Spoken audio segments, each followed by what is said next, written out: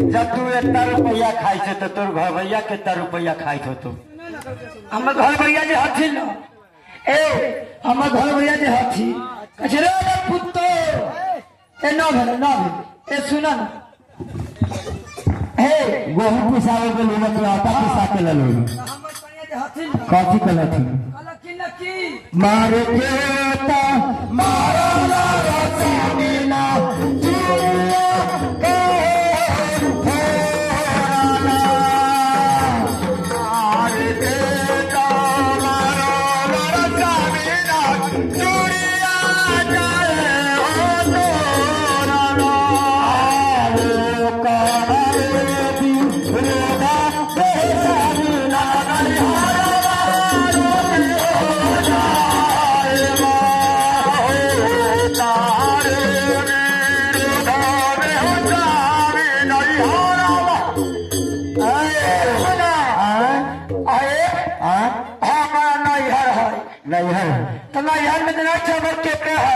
अच्छा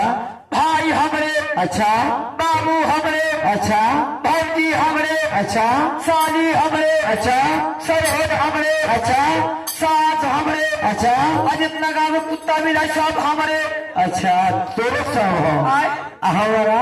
ए सुना ना हमरा ना है कोनो तेरा कौन कौन है कौन कौन बता बता हाँ हमरा ना है ना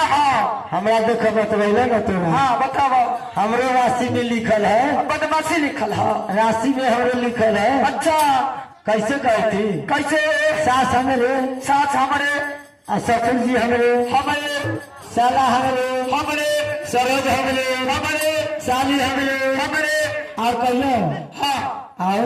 अब कौन अगल बगल के जितना जो है साली सरोज गाँव के सब हमरे सब हमरे ऐसे ना हाँ तो चलो तीनों के ससुराल हाँ चलो